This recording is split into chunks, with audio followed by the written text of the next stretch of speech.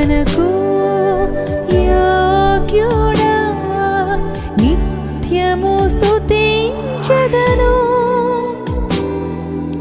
నీ మేలులను మరువకనే ఎల్లప్పుడు స్తుతి పాడెదను.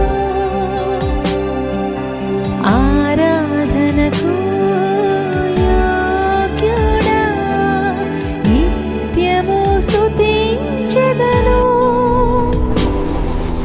నీ మేలులను మరువకనే ఎల్లప్పుడు స్తుతి పాడెదను. ఆరాధన. మన ప్రభువును రక్షకుడైన యేసుక్రీస్తు నామములో మీకు వందనములు తెలియజేస్తూ ఉన్నాను. దేవుని యొక్క మహాకృపను బట్టి మరొకసారి క్రీస్తు కృపాపరిచర్యలు అనే ఆధ్యాత్మిక వర్తమానములకు మిమ్మల్ని ప్రేమతో ఆహ్వానిస్తూ ఉన్నాను. ప్రభునందు ప్రియమైన సహోదరి సహోదరులారా, మీరు క్రీస్తు కృపాపరిచర్యలనే ఆధ్యాత్మిక వర్తమానములు వింటూ ఉన్నారు. దాన్ని బట్టి మీరు బలపడుతున్నారని నమ్ముతూ ఉన్నాము. దేవుని స్తుతిస్తూ ఉన్నాము. మీలో కొంతమంది ఫోన్ చేసి మీ ప్రార్థన అవసరతలు తెలియజేస్తున్నారు. మీ కొరకు మేము తప్పక మా యొక్క వ్యక్తిగత ప్రార్థనలో, కుటుంబ ప్రార్థనలో మిమ్మల్ని జ్ఞాపకం చేసుకుంటూ ఉన్నాం. మీ కొరకు ప్రార్థన చేస్తూ ఉన్నాం. మరొకసారి వాక్యం ద్వారా మీరు బలపడి క్రీస్తు రాకడ కొరకు మీరు సిద్ధపడి అనేకులు సిద్ధపరచాలని కోరుకుంటూ ఉన్నాం. పరిశుద్ధ గ్రంథం మనం చూసినట్లయితే యోబు గ్రంథంలో యోబు నీతిమంతుడు, యోబు యథార్థవంతుడు. దేవుడే యోబుని గురించి సాక్ష్యం ఇచ్చాడు. యోబు నీతిమంతుడని, యథార్థవర్తనుడని, న్యాయవంతుడని దేవుడే యోబుని గురించి సాక్ష్యం ఇచ్చాడు. అయితే నేను నీతిమంతుడను, నేను యథార్థవంతుడను అని చెప్పుకోవడమే దేవుని దృష్టికి అది పాపమైంది. బైబిల్లో మనం చూసినట్లయితే లేఖనాల్లో యోబు గ్రంథంలో తాను వాస్తవంగా నీతిమంతుడే, యథార్థవంతుడే, దేవుడే అతని గురించి సాక్ష్యం ఇచ్చాడు. కానీ యోబు తాను నీతిమంతుడని ఎందుకు చెప్పుకున్నాడనంటే తాను కావాలని ఏం చెప్పుకోలేదు. కానీ యోబు తన జీవితంలో ప్రాణనష్టం జరిగింది, తన కుటుంబంలో ప్రాణనష్టం జరిగింది, తన కుటుంబంలో ఆస్తి నష్టం జరిగింది. యోబు యొక్క విషయంలో ప్రాణ నష్టము, ఆస్తి నష్టం ఎప్పుడైతే జరిగిందో తన ఆరోగ్యాన్ని కూడా కోల్పోయి ఎవరు గుర్తుపట్టలేనిటువంటి స్థితిలోకి వెళ్ళిపోయినటువంటి యోబును చూచి పరామర్శిద్దామని యోబు యొక్క స్నేహితులు బయలుదేరి యోబు దగ్గరికి వచ్చారు. 7 రోజులు మౌనంగా ఉన్నారని 2వ అధ్యాయంలో చూడగలం. అయితే యోబు యొక్క స్నేహితులు ఒక అభిప్రాయానికి వచ్చేసారు. ఏంటంటే యోబు ఏదో పాపం చేస్తుంటాడు, అందుకనే తనకి ఈ ప్రాణ నష్టం జరిగింది, ఈ ఆస్తి నష్టం జరిగింది అని యోబు యొక్క స్నేహితులు ఆరోపిస్తూ ఉన్నారు. వారు ఆరోపించిన విధానాన్ని బట్టి నువ్వు ఏదో పాపం చేస్తుంటావు, అందుకే నీకు ఈ పరిస్థితి వచ్చింది అని వారు ఆరోపించడం ద్వారా నేను ఏ పాపము చేయలేదని, నేను నీతిమంతుడనని, నేను యథార్థవంతుడనని తాను చెప్పుకున్నాడు. సందర్భాన్ని బట్టి చెప్పుకున్నాడు. అయినా సరే దేవుని దృష్టికి అది పాపమైంది. బైబిల్లో ఒకసారి మనం చూసినట్లయితే యోబు తన దృష్టికి తాను నీతిమంతుడని చెప్పుకున్నటువంటి వచనాలు బైబిల్లో చూద్దాము. యోబు గ్రంథము 12వ అధ్యాయం 4వ వచనము, నా స్నేహితునికి అపహాస్యాస్పదముగా ఉండవలసి వచ్చను, నీతియు యథార్థతయు గలవాడు అపహాస్యాస్పదముగా ఉండవలసి వచ్చను. చిన్న ప్రార్థన చేసుకుని ఈ వచనాలు ఉన్న విషయాలను, ఈ అంశంలో ఉన్న విషయాలు ధ్యానిద్దాం. ప్రేమగల తండ్రి, దయగల ప్రభువా, నీ పాదములకు వందనాలు. నేటి దినమున యోబు యొక్క పాపమును గురించి లేఖనాల్లో ధ్యానిస్తూ ఉండగా మీరు మాకు సహాయం దయచేయండి. మా జీవితంలో కూడా మేము ఏ స్థితిలో ఉన్నామో, పరిస్థితిలో ఉన్నామో, మా స్థితిని మేము గుర్తించి ప్రభువా మా పాపం విషయమే పశ్చాత్తాపడి నీ తట్టు తిరిగి ప్రభువా నీ దృష్టికి మేము అనుకూలంగా జీవించు కృప అనుగ్రహించమని యేసు నామములో అడుగుచున్నాము తండ్రి, ఆమేన్. యోబు తాను దృష్టికి తాను నీతిమంతుడిని చెప్పుకున్న విషయాలు ఈ వచనాలు చూడగలం. 12వ అధ్యాయం 4వ వచనంలో యోబు ఏమంటున్నాడంటే నేను నీతియు యథార్థతయు గలవాడునని అక్కడ చెప్పుకున్నాడు. తర్వాత మనం చూసినట్లయితే యోబు గ్రంథం 31వ అధ్యాయము 6వ వచనంలో నేను యథార్థుడనై ఉన్నానని దేవుడు తెలుసుకొనున్నట్లు న్యాయమైన త్రాసులో ఆయన నన్ను తూచునుగాక. యోబు వ్యక్తిగతంగా తాను చెప్పుకున్నటువంటి విషయాలు, నీతియు యథార్థతయు గలవాడు ఆయన నేను, నా స్నేహితుల దృష్టికి అపహాస్యాస్పదం గలవాడనయ్యాను అన్నాడు. రెండోది మనం చూస్తే నేను యథార్థుడనై ఉన్నాను అని అంటున్నాడు యోబు గ్రంథంలో 41 అధ్యాయాలు ఉన్నాయి. ఈ అధ్యాయాలన్నింటిలో గమనిస్తే యోబు యొక్క వాదన, యోబు యొక్క స్నేహితుల యొక్క వాదన ప్రతివాదనలు ఈ అధ్యాయంలో మనం చూడగలం. యోబు యొక్క స్నేహితులు ఏమి వాదిస్తున్నారంటే, నువ్వు ఏదో పాపం చేస్తుంటావు, అందుకే ఈ యొక్క పరిస్థితి వచ్చింది అని చెప్పేసి వారు అంటున్నారు. వారి వాదన అది. యోబు యొక్క వాదన ఏంటంటే, నేను ఏ పాపం చేయలేదు, నీ నీతిమంతుడిని యథార్థవంతుడను, ఎందుకు వచ్చింది ఈ పరిస్థితి నాకు తెలియదు అని అంటున్నాడు. వారు స్నేహితులు అన్నటువంటి మాట ఒకసారి చూద్దాము. బైబిల్లో 8వ అధ్యాయము 4వ వచనం, నీ కుమారులు ఆయన దృష్టి ఎదుట పాపము చేసిరేమో, కావుననే వారు చేసిన తిరుగుబాటును బట్టి ఆయన వారిని అప్పగించనేమో, అంటే వారిని మరణానికి అప్పగించనేమో అని వాళ్ళు అంటున్నారు. నువ్వు జాగ్రత్తగా దేవుని వెతికిన ఎడల, 5వ వచనం, సర్వశక్తుడకు దేవుని బతిమాలు కొని ఎడల, నీవు పవిత్రుడివై యథార్థవంతుడైన ఎడల నిశ్చయముగా ఆయన నీ యందు శ్రద్ధ నిలిపి నీ నీతికి తగినట్టుగా నీ నివాస స్థలమును వర్ధిల్ల చేయను. అంటే నువ్వు పవిత్రుడివై యథార్థవంతుడైన ఎడల, అంటే నువ్వు ఏదో పాపం చేస్తుంటావు కాబట్టి నీ పాపాన్ని ఒప్పుకొని విడిచిపెట్టి దేవుని దృష్టికి పవిత్రంగా జీవించు, దేవుని తట్టు తిరుగు, దేవుని బతిమాలుకో, ఒకవేళ ఆయన నిన్ను విడిపిస్తాడు, నీ నీతికి తగినట్టుగా నీ నివాసస్థలం వర్ధిలింపజేస్తాడు అని వాళ్ళు అంటూ ఉన్నారు. ఇక్కడ మాట్లాడింది ఎవరంటే షూషీదుడగు బిల్దదు మాట్లాడాడు. 4వ అధ్యాయము అలా చూసినట్లయితే తేమానుడైన ఎలీఫజ్ ఏమంటున్నాడంటే, 4వ అధ్యాయము 8వ వచనంలో, నేను చూచినంత వరకు అక్రమమును దున్ని కీడును విత్తువారు దానినే కోయుదురు అంటున్నాడు. అక్రమం అంటే పాపమే కదా, క్రమం లేని జీవితమే కదా. నువ్వేదో పాపం చేస్తుంటావు, ఏదో అక్రమంలో ఉంటావు. నేను చూచినంత వరకు అక్రమమును దున్ని కీడును విత్తువారు దాన్నే కోయుదురు. నువ్వేదో పాపం చేస్తుంటావు, అందుకే నీకు ఈ ప్రతిఫలం వచ్చింది అని వీళ్ళు అందరూ ఆరోపిస్తున్నారు. ఒక్క మాటలో చెప్పాలనంటే యోబు గ్రంథము 32వ అధ్యాయము 1వ వచనం, యోబు తన దృష్టి యందు తాను నీతిమంతుడై ఉన్నాడని ఆ ముగ్గురు మనుషులు తెలుసుకొని అతనికి ప్రత్యుత్తరము చెప్పుట చాలించిరి. యోబు యొక్క ముగ్గురు స్నేహితులు ఏమన్నారంటే, యోబు తన దృష్టికి తాను నీతిమంతుడని చెప్పుకుంటున్నాడు కాబట్టి మనం అతనితో వాదించడం అనవసరం అని వాళ్ళు ఇక అంతటితో వారి వాదన ఆపివేశారు. మనం అలాగే చూసినట్లయితే బైబిల్లో యోబు మాత్రమే వ్యక్తిగతంగా చెప్పుకోవటం మాత్రమే కాదు తాను నీతిమంతుడని, రెండోది యోబు యొక్క స్నేహితులు కూడా చెప్తున్నారు నీవు నీతిమంతుడు అని చెప్పుకుంటున్నావని. తర్వాత ఎలుహు ఏమన్నాడంటే యోబు గ్రంథం 34వ అధ్యాయము 5వ వచనం, నేను నీతిమంతుడను, దేవుడు నా పట్ల న్యాయము తప్పెను, న్యాయవంతుడనై ఇండియు నేను అబద్ధికునిగా ఎంచబడుచున్నాను, నేను తిరుగుబాటు చేయకపోయినను నాకు మానజాలని గాయము కలిగినని యోబు అనుచున్నాడు అని ఎలుహు మాట్లాడుతున్నాడు. అంటే ఎలుహు కూడా ఏమన్నాడంటే, ముగ్గురు స్నేహితులకి సహాయంగా వచ్చినటువంటి ఎలుహు, ముగ్గురు స్నేహితులతో పాటు ఎలుహు కూడా ఒక ఆయన వచ్చాడు. ఆయన ఏమన్నాడంటే, యోబు నేను నీతిమంతుడు అని చెప్తున్నాడు, దేవుడు నా పట్ల న్యాయం తప్పినని యోబు మాట్లాడుతున్నాడు అని తాను అంటున్నాడు. చివరికి బిల్దద్ ఏమన్నాడో చూద్దాము. యోబు గ్రంథము 25వ అధ్యాయము 4 నుంచి 6 వరకు మనం చూసినట్లయితే షూహీడైన బిల్దదు ఏమన్నాడంటే యోబుతో, నరుడు దేవుని దృష్టికి నీతిమంతుడు ఎట్లు కాగలడు, స్త్రీకి పుట్టినవాడు ఆయన దృష్టికి ఎట్లు శుద్ధుడు కాగలడు, ఆయన దృష్టికి చంద్రుడు కాంతి గలవాడు కాడు, నక్షత్రములు పవిత్రమైనవి కావు, మరి నిశ్చయముగా పురుగు వంటి నరుడు ఆయన దృష్టికి పవిత్రుడు కానేరుడు కదా. ఇక్కడ బిల్దన్ ఏమంటున్నాడంటే, నువ్వు నీతిమంతుడు అని చెప్పుకుంటున్నావు కానీ ఏ నరుడు కూడా దేవుని దృష్టికి నీతిమంతుడు కాదు. స్త్రీకి పుట్టినటువంటి నరుడు దేవుని దృష్టికి నీతిమంతుడు కాదు. మనం జన్మతా పాపులము, కర్మతా పాపులము. నువ్వు నీతిమంతుడు అని చెప్పుకున్నావు కానీ నేను జన్మతా పాపినని సంగతి నువ్వు గ్రహించాలి.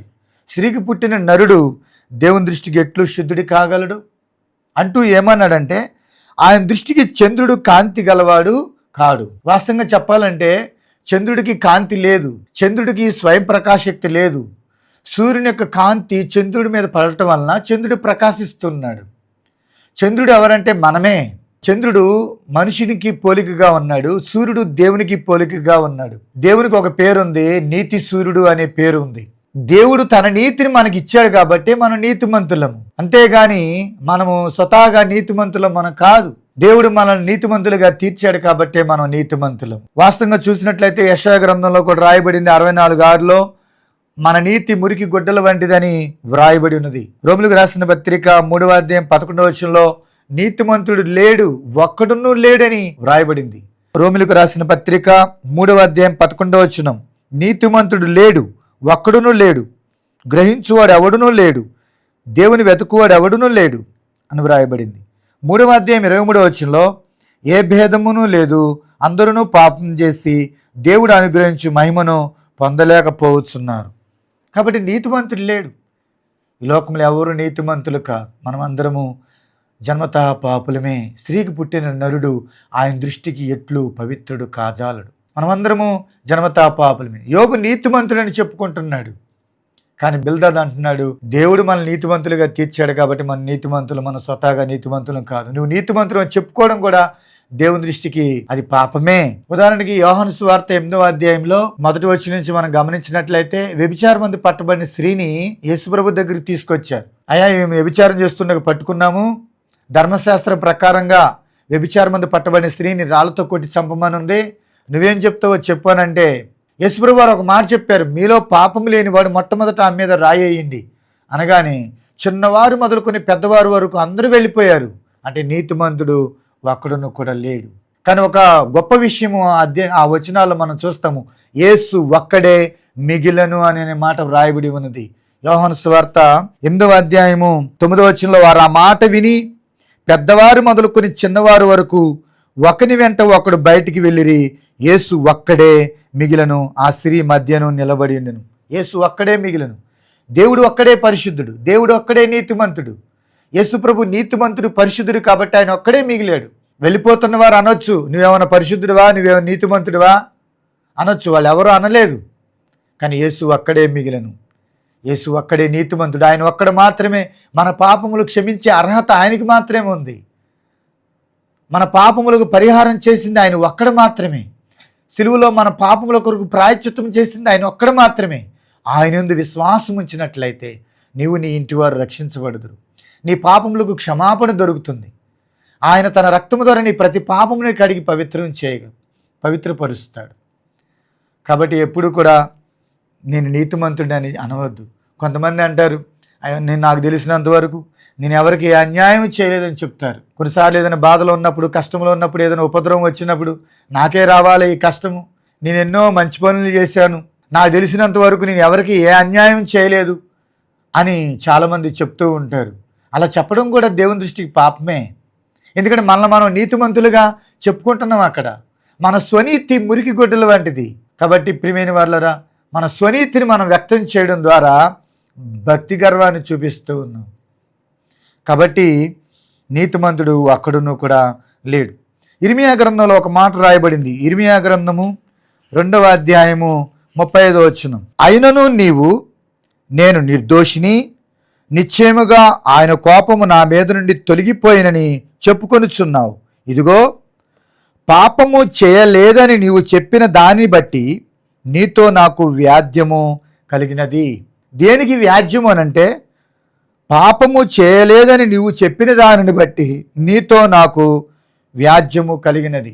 యోబు కూడా ఏమన్నాడంటే, నేను ఏ పాపము చేయలేదు, నేను నేరము లేని పవిత్రుడను, నేను యథార్థవంతుడను అని యోబు చెప్పుకున్నాడు. దాన్ని బట్టే దేవుడు యోబుతో వ్యాజ్యమాడాడు. యోబు గ్రంథం 38వ అధ్యాయం, 39వ అధ్యాయం, 40వ అధ్యాయం, 41వ అధ్యాయం, 4 అధ్యాయాల్లో దేవుడు సుడిగాలిలో అతనితో మాట్లాడాడు. కాబట్టి యోబు గ్రంథం 38వ అధ్యాయం 1వ వచనంలో, అప్పుడు యెహోవా సుడిగాలిలో నుండి ఇలాగు యోబునకు ప్రత్యుత్తరం ఇచ్చెను, జ్ఞానము లేని మాటలు చెప్పి ఆలోచనలు చెరుపుచున్న వీడెవడు అన్నాడు దేవుడు. రెండోది చూసినట్లయితే రెండోసారి సుడిగాలిలో మరలా యోబుకి ఇలాగ ప్రత్యుత్తరం ఇచ్చాడు. 40వ అధ్యాయము 6వ వచనం, అప్పుడు యెహోవా సుడిగాలిలో నుండి ఇలాగ యోబుతో ప్రత్యుత్తరం ఇచ్చెను. 8వ వచనం, నీవు నా న్యాయమును బొత్తిగా కొట్టివేసేదవా, నిర్దోషివని నీవు తీర్పు పొందుటకై నా మీద అపరాధం మోపుదవా. దేవుడు యోబుతో మాట్లాడుతున్నాడు. అంటే మనం ఇక్కడ ఏం చూస్తున్నామనంటే, నేను నిర్దోషిని, నేను ఏ పాపం చేయలేదు అని నువ్వు చెప్తున్నావు, నేను నిర్దోషిని అని చెప్పి నా మీద అపరాధం మోపుతావా అని దేవుడు అక్కడ అంటున్నాడు. యోహాను రాసిన మొదటి పత్రిక 1వ అధ్యాయం 10వ వచనం, మనము పాపము చేయలేదని చెప్పుకొని ఎడల ఆయనను అబద్ధికునిగా చేయవారు మగుదుము, మరియు ఆయన వాక్యం మనలో ఉండదు. నేను ఏ పాపము చేయలేదు, నీ నీతిమంతుడిని యథార్థవంతుడని చెప్పుకోవడం ద్వారా దేవుని అబద్ధికునిగా చేసిన వారం అవుదుము. అంతే కదా. ఈ లోకంలో ఎవరు నీతిమంతులం కాదు. దేవుని కృపను బట్టి మనం నీతిమంతులము, దేవుని యొక్క రక్తాన్ని బట్టి మనం నీతిమంతులము. ప్రభు తన కృపచేత మన పాపములు క్షమించాడు కాబట్టే మనం నీతిమంతులము. నువ్వు నీతిమంతులని చెప్పుడు ద్వారా నా మీద అపరాధం మోపుదువా అని దేవుడు అక్కడ యోబుతో మాట్లాడాడు. దేవుడు ఎప్పుడైతే యోబుతో మాట్లాడాడో యోబు పశ్చాత్తాపడ్డాడు. నేను ఇలా మాట్లాడటము తప్పే అన్నట్లుగా దేవుడితో యోబు చెప్పాడు. చూడండి 40వ అధ్యాయము 3వ వచనం. అప్పుడు యోబు యెహోవాకు ఇలాగు ప్రత్యుత్తరం ఇచ్చాను, చిత్తగించుము, నేను నీచుడను, నేను నీకు ఏమని ప్రత్యుత్తరం ఇచ్చేదను, నా నోటి మీద నా చేతిని ఉంచుకొందును. అయ్యా నీ నీచుడనయ్యా, నన్ను క్షమించు. నేను నీతిమంతుడని చెప్పుకోవడం అది నీ దృష్టికి పాపమే. నా గురించి నేను సాక్ష్యం చెప్పుకోకూడదు, నా గురించి ఇతరుల సాక్ష్యం చెప్పడం అది సత్యము. యేసుప్రభు వారు ఆ యోహాను సువార్తలోనే ఒక చోట చెప్పారు, ఏమనంటే నన్ను గూర్చి నేను సాక్ష్యం ఇచ్చుకుని ఎడల అందులో సత్యం ఉండదు. నన్ను గూర్చి నా తండ్రి సాక్ష్యం ఇస్తున్నాడని అక్కడ యేసుప్రభు వారు చెప్పారు. దేవుడే యోబుని గురించి సాక్ష్యం ఇచ్చాడు, కానీ యోబు తన గురించి తాను చెప్పుకోవడం అది దేవుని దృష్టికి పాపమైంది. ఈరోజు చాలామంది చూడండి, తమ గురించి తాము డబ్బాలు చెప్పుకుంటూ ఉంటారు. దేవునికి కొద్ది కానిగిస్తే చాలు, నేను దేవుడికి అంత ఇచ్చా ఇంత ఇచ్చా, దేవుడికి ఏదైనా చేస్తే ఏదైనా ఇస్తే ఎంత గొప్పలు చెప్పుకుంటారో. బోర ఊదవద్దు అన్నాడు దేవుడు. నీ కుడి చేతి నీవు చేసే ధర్మము కుడి చేతితో చేసేది ఎడమ చేతికి తెలియకూడదు అన్నాడు. మీ నీతి కార్యము మనుషులకు కనబడకుండా వాళ్ళని చూచుకునుడి. చూడండి ఒకసారి మత్తయి సువార్త 6వ అధ్యాయము 1వ వచనం. మనుషులకు కనబడవాలని వారి ఎదుట మీ నీతి కార్యము చేయకుండా జాగ్రత్త పడుడి. ఆ మత్తయి సువార్త 6వ అధ్యాయంలో ఉన్న నీతి కార్యం ఏమిటంటే ధర్మము, నీతి కార్యం, నీతి కార్యంలో ఒకటి. అలాగే మత్తయి సువార్త 6వ అధ్యాయము 1 నుంచి 4 వచనాలకు ఉన్న భాగంలో ధర్మము నీతి కార్యంలో ఒక భాగం. అలాగే 5వ వచనం నుంచి 10వ వచనం వరకు ఉన్న భాగంలో ప్రార్థన నీతి కార్యంలో ఒక భాగము. అలాగే 16వ వచనం నుంచి 18వ వచనం వరకు ఉన్న భాగంలో ఉపవాస ప్రార్థన నీతి కార్యంలో ఒక భాగం. ఇవన్నీ మనుషులకు కనబడవాలని కాదు, రాసి మందు చూస్తున్న నీ తండ్రితో సమీపించి నీ తండ్రికి తెలియజేసే విషయాలు. మనుషులకు కనబడవాలని చేయొద్దు. మీ నీతి కార్యం దేవునికి తెలుసు నేను చేసింది అని అనుకోవాలి. అందుకని మనం చాలామంది బోర ఊదింపవద్దు. చూడండి 2వ వచనం, మత్తయి సువార్త 6వ అధ్యాయం 2వ వచనం. కావున నువ్వు ధర్మము చేయనప్పుడు మనుషుల వలన ఘనత నందవలనని వేషధారులు సమాజ మందిరంలోను వీధులలోను చేయలాగున నీ ముందర బోర ఊదింపవద్దు. చాలామంది ఇలా చెప్పుకోవడానికి ఇష్టపడతారు, కానీ అలా మనం చెప్పుకోకూడదు. యోబు యొక్క పాపం ఏమిటంటే నేను నీతిమంతుడను అని చెప్పుకోవడమే పాపము. నేను నీతిమంతుడని చెప్పుకోవడమే దేవుని దృష్టికి అది పాపముగా ఉన్నది. అందుకని యోబు ఈ విషయం గుర్తించి తాను పశ్చాత్తాపడ్డాడు. దేవుని ఎదుట ప్రభువా నన్ను క్షమించు, చిత్తగించుము, నేను నీచుడను, నేను ఏమని ప్రత్యుత్తరం ఇచ్చేదను, నేను నా నోటి మీద చెయ్యి ఉంచుకుని మౌనంగా ఉన్నాను, నన్ను క్షమించయ్యా అని ఆ మాటలో తాను చెప్పకనే చెప్పాడు. తర్వాత 42వ అధ్యాయము 5వ వచనం. వినికిడి చేత నిన్ను గూర్చిన వార్త నేను వింటిని, అయితే ఇప్పుడు నేను కనులారా నిన్ను చూచున్నాను, కావున నన్ను నేను అసహించుకుని ధూళిలోను బూడిదలోను పడి పశ్చాత్తాపడుచున్నాను. అయ్యా నా స్థితిని నేను గుర్తించాను. నా స్నేహితులు నాతో వారు వాదించలేకపోయారు, కానీ నువ్వు ప్రత్యక్షమై నీ వాక్కు నాకు ప్రత్యక్షమైనప్పుడు నా స్థితిని నేను గుర్తించగలిగాను, నా హృదయ స్థితిని నేను గ్రహించగలిగాను. నన్ను నేను చూసుకుని నన్ను నేను అసహించుకొనుచున్నాను. నీ దృష్టి ఎదుట, నీతి సూర్యుడైన నీ ఎదుట నా నీతి ఏపాటిది, నేను మురికి గుడ్డల వంటిది నా నీతి, నన్ను క్షమించు ప్రభువా అని తాను అక్కడ తన పాపం విషయమై పశ్చాత్తాపడినట్లుగా మనము యోబు గ్రంథం 42వ అధ్యాయము 6వ వచనం చూస్తున్నాం. బూడిద అనేది తగ్గింపునకును పశ్చాత్తాపమునకును గుర్తు. ఇక్కడ మనము యోబు యొక్క పశ్చాత్తాపాన్ని మనం గమనించాం. తాను పశ్చాత్తాపడిన తర్వాత దేవుడు యోబు యొక్క పరిస్థితులను ఆయన మార్చివేశాడు. చూడండి 42వ అధ్యాయము 7వ వచనంలో దేవుడు యోబుని నా సేవకుడు అన్న నా సేవకుడైన యోబు అనే మాట మాట్లాడాడు. తర్వాత 42వ అధ్యాయం 9వ వచనంలో దేవుడు యోబును అంగీకరించాడు. యోబు యొక్క ప్రార్థనను కూడా ఆయన అంగీకరించినట్లుగా మనం చూస్తాము. అలాగే యోబును రెండింతలుగా దేవుడు ఆశీర్వదించాడు. యోబు గ్రంథం 42వ అధ్యాయం 12వ వచనం, యెహోవా యోబును మొదట ఆశీర్వదించినంతకంటే మరి అధికముగా ఆశీర్వదించెను. యోబు పశ్చాత్తాపడిన తర్వాత దేవుడు నిజంగా అతని పరిస్థితులను మార్చివేశాడు. దేవుడు యోబును అంగీకరించాడు, యోబు యొక్క ప్రార్థన అంగీకరించాడు, రెండింతలుగా అతన్ని ఆశీర్వదించాడు. మన జీవితంలో కూడా మన పాపం విషయమే పశ్చాత్తాపడినప్పుడు దేవుడి నీ పరిస్థితులను కూడా ఆయన మార్చగలడు. బైబిల్లో మనం చూసినట్లయితే దావీదు తన పాపం విషయమే పశ్చాత్తాపడినప్పుడు దేవుడు దావీదును రాజుల్లో మహారాజుగా దేవుడు చేశాడు.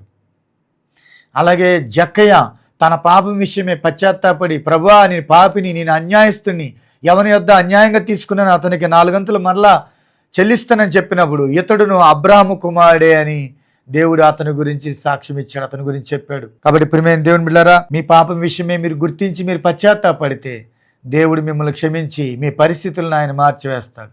పోగొట్టుకున్న దానికంటే రెండింతల ఆశీర్వాదం యోబుకి ఇచ్చినట్లుగా దేవుడు నీకును దేవుడు ఇస్తాడు. అంత మాత్రమే కాదు, దేవుడు యోబునకు దీర్ఘాయుష్నిచ్చాడు. 42వ అధ్యాయం 16వ వచనంలో, అటు తర్వాత యోబు 140 సంవత్సరములు బ్రతికి అనే మాట మనము చూస్తాం. నిండు వృద్ధాప్యమందు మృతి నొందాడని మనం గమనిస్తాం. కాబట్టి దేవుడు యోబునకు దీర్ఘాయుష్నిచ్చాడు. కాబట్టి ప్రియమైన సహోదరి సహోదరుడా, ఈరోజు నీవు తెలియకుండానే నీ భక్తి గర్వాన్ని చూపిస్తున్నావేమో, నీ స్వనీతిని నువ్వు ప్రదర్శిస్తున్నావేమో, నీ స్వనీతిని నువ్వు మనుషుల ఎదుట దేవుని ఎదుట కూడా వ్యక్తపరుస్తున్నావేమో.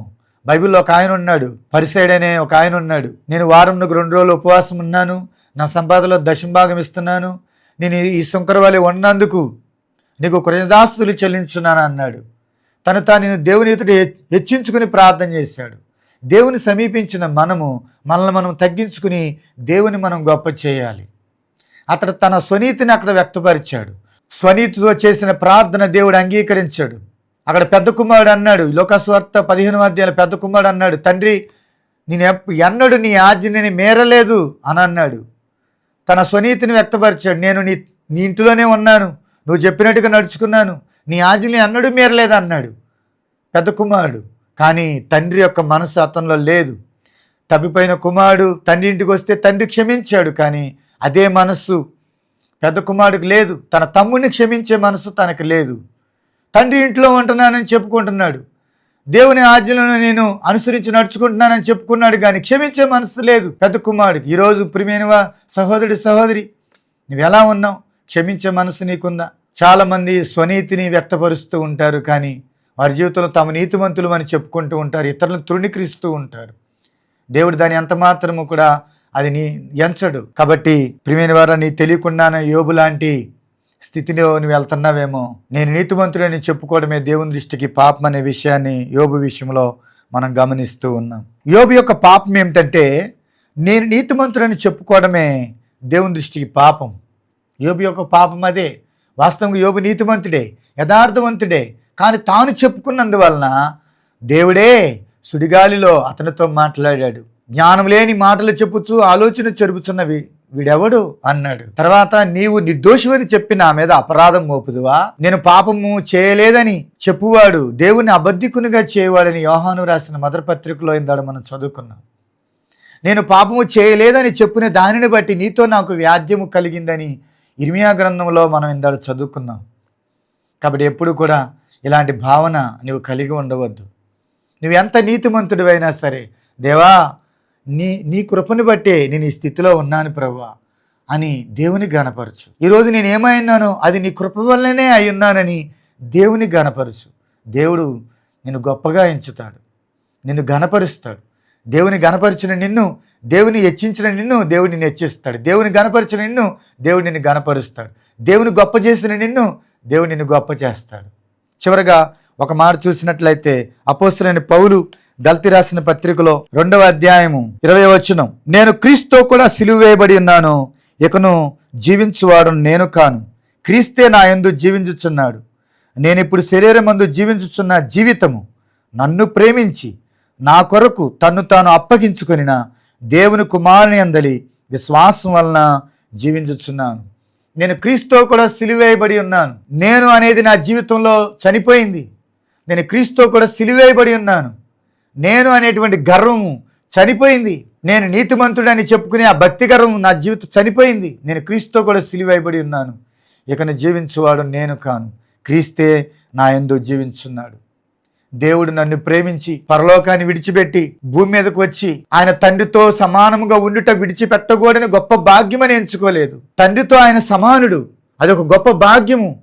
కానీ మన నిమిత్తము అది గొప్ప భాగ్యముగా ఎంచుకొనక ఆయన భూమి మీదకి నిన్ను నన్ను ప్రేమించి మన పాపములకు ప్రాయచిత్తము చేయుటకు, తన రక్తము చిందించుటకు, తన ప్రాణం పెట్టి, రక్తమే ప్రాణం కనుక తన ప్రాణం పెట్టుటకు ప్రభు కొన్ని వేల సంవత్సరాల క్రితము మన పాపముల కొరకు ఆయన భూమి మీదకు వచ్చి మన పాపముల కొరకు ఆయన సిలువలో తన అమూల్యమైన రక్తాన్ని కాచి ప్రాణం పెట్టాడు. ఆయన ప్రాణం పెట్టులో తన ప్రేమ కనబడుతుంది. ఎవరు నీ కొరకు ప్రాణం పెట్టలేదు, నీ పాపముల కొరకు ఎవరు ప్రాణం పెట్టలేదు. రక్త ప్రోక్షణం పాప వినాశనం అని రాయబడి ఉన్నది. రక్తము చిందించకుండా పాపములకు క్షమాపణ లేదని హెబ్రీయులకు రాసిన పత్రికలో వ్రాయబడి ఉన్నది. అందుకే దేవుడు తన పరిశుద్ధమైన అమూల్యమైన రక్తాన్ని కార్చి ప్రాణం పెట్టాడు. ఆయన దేవుడు కాబట్టి మూడో దినం తిరిగి లేచాడు. యేసు రక్తము ప్రతి పాపము నుండి పవిత్రంగా చేయును. దేవుడు తన ప్రాణం పెట్టుటలో ప్రేమ కనబడుతుంది. అందుకనే పౌలు అంటున్నాడు, ఇకను జీవించువాను నేను కాదు, క్రీస్తే నా జీవితంలో నేను చూపించడానికి ఉన్నాను. నన్ను ప్రేమించి నా కొరకు తను తాను అప్పగించుకొనిన దేవుని కుమారునందలి విశ్వాసం వలన జీవించున్నానని పౌలు చెప్తూ ఉన్నాడు గలతీ సంఘానికి. కాబట్టి ప్రియమైన సహోదరి సహోదరుడా, నీ జీవితంలో కూడా పౌలు యొక్క భావన కలిగి ఉండాలి. నీ జీవితంలో ఏ విషయమైనా సరే క్రీస్తునే చూపించు. చాలామంది అంటారు, ఓ నువ్వు చాలా బాగా చదువుతున్నావు, నువ్వు చాలా ఫస్ట్ ర్యాంక్ తెచ్చుకున్నావు. అంటే నేను కాదు, దేవుని కృప వల్ల నాకు ఈ ర్యాంక్ వచ్చింది. ఓ అసలు నువ్వు ఇన్ని బస్తాలు పండించావు, చాలా బస్తాలు పండించావు నువ్వు అని అంటారు. నేను కాదు, పంట దేవుడిచ్చాడు అని దేవునికి పెట్టు కిరీటం. కొన్నిసార్లు మనుషుల్ని కిరీటం పెడతారు. ఆ కిరీటము ఇది నాది కాదు, ఈ ఘనత నాది కాదు, దేవుడే నాకు ఈ ఘనత ఇచ్చాడు, దేవునిదే. దీని వెనక దేవుని సహాయమే ఉన్నది. ఆ కిరీటం దేవునికి పెట్టు. దేవుని గొప్ప చేయడానికి మనం ఉన్నాం, దేవుని మహిమపరచడానికి మనం ఉన్నాం. ఇక నీ జీవించువా నేను కాను, క్రీస్తే నా యందు జీవించున్నాడని పౌలు తను చెప్తున్నటువంటి విషయాలు మనం చూస్తున్నాం. కాబట్టి ప్రియమైన సహోదరుల, మిగిలిన ఈ శేష జీవితము ప్రభు కొరకు జీవించు. నీ కొరకు ప్రాణం ఇచ్చిన ప్రభు కొరకు జీవించు. ఆయనే గణపరచు, ఆయనే మహిమపరచు. నీకు ఎవరైనా కిరీటం పెడితే ఆ కిరీటం ఆయన పాదాల దగ్గరే పెట్టు. ప్రభు ఈ ఘనత నాది కాదు, నీదే, నీ కృపను బట్టి నేను ఈ స్థితిలో ఉన్నాను అని చెప్పు. అంతేగాని నీవుగా బోర్ర ఊదుకోవద్దు, గొప్పలు చెప్పుకోవద్దు. నువ్వు తగ్గించుకుని దేవుని మహిమపరచు. దేవుడి కొద్ది మాటలు దీవించునుగాక. ఆమేన్. ప్రార్థన చేసుకుందాం. ప్రేమగల తండ్రి, దయగల ప్రభువా, నీ పాదాలకు వందనాలు, స్తుతులు, స్తోత్రాలు చెల్లిస్తున్నాను ప్రభువా. ఈ సమయంలో యోబు తాను నీతిమంతుడని చెప్పుకోవటమే పాపమని మేము నా ప్రభువా లేఖనాల్లో చూస్తూ ఉన్నాము. ప్రభువా, మా జీవితంలో ఎప్పుడు కూడా మా గురించిన మేము గొప్పలు చెప్పుకోక దేవుని చూపిస్తూ దేవుని గణపరిచేవారిగా ఉంటూ సహాయం చేయి. మా స్థితిని మేము గ్రహించేవారిగా చేయి తండ్రి. దేవుని వాక్యమైన అర్థంలో మా స్థితిని ఎప్పటికప్పుడు గ్రహించేవారుగా, ప్రార్థన ద్వారా దేవుని సమీపించి మమ్మల్ని మేము పరిశీలించుకొని మా హృదయం అనేటువంటి ప్రభు ఇంటిలో ఏ లోపాలు ఉన్నాయో సరిదిద్దుకునేవారుగా, మా ఇల్లు చక్కబెట్టుకునేవారుగా సహాయం చేయి. ఆనాడు ఇచ్చుకేత అన్నావు, నీ మరణం అవుతున్నావు, నీ బ్రతుకు నీవు నీ ఇల్లు చక్కబెట్టుకో అనంటే ఇచ్చుకే తన జీవితంలో ఉన్న హృదయ గర్వాన్ని విడిచి తన ఇల్లు చక్కబెట్టుకున్నందుకు ఆయుష్ను పొడిగించావు తండ్రి. మా స్థితిని మనం ఎప్పటికప్పుడు గ్రహించి మా మనస్సాక్షి ఎల్లప్పుడూ నిర్దోషమైనదిగా ఉంచుకొనుటకు నీ పరిశుద్ధాత్మ సహాయం మాకు దయచేయమని, వాక్యమైన ప్రతి బిడ్డను మీరు దీవించి వాక్యం ద్వారా మేము సరిదిద్దుకొని నీకు ఇష్టలుగా బ్రతుకున్నట్లు నీ కృప దయచేయమని, యోబుని ఏ రీతిగా తన పాపం విషయమే పశ్చాత్తాపడినప్పుడు తన పరిస్థితులు ఏ రీతిగాని మీరు మార్చారు, అలాగే ఎవరైతే తమ పాపములు ఒప్పుకొని తమ పాపం విషయమే పశ్చాత్తాపడి నీ తట్టు తిరిగి ఉన్నారో వారిని దర్శించి, వారిని దీవించి, వారిని ఆశీర్వదించి, వారి ప్రతి పరిస్థితుల్లో కూడా అనుకూలపరిచి జయమిచ్చి నడిపించమని యేసు నామములో అడిగి వేడుకొంచున్నాము తండ్రి. ఆమేన్. మన తండ్రి అయిన దేవుని ప్రేమయు ప్రభువైన యేసుక్రీస్తు కృపయు పరిశుద్ధాత్మక అన్యోన్య సహవాసము సకలిది దేవుని మాటలు మీ అందరికీ ప్రభు బిడ్డలకును వాక్యమైన ప్రతి బిడ్డకును దేవుడు సదాకాలముతోడే నడిపించునుగాక. ఆమేన్. ఇంతవరకు క్రీస్తు కృపా పరిచర్యలు అనే మా కార్యక్రమాన్ని వీక్షించి దీవించబడ్డారని నమ్ముచున్నాము. మీ ఆత్మీయ అవసరాల కొరకు సంప్రదించవలసిన మా చిరునామా: యేసుక్రీస్తు ప్రార్థనా మందిర పరిచర్యలు, మంగాపురం రోడ్, కొత్తగూడెం, మైలవరం మండలం, ఎన్టీఆర్ జిల్లా, ఆంధ్రప్రదేశ్. మీ ప్రార్థనా అవసరాల కొరకు మా ఫోన్ నెంబర్ 9184897765. మరి ఒక number 9912524162. God bless you all.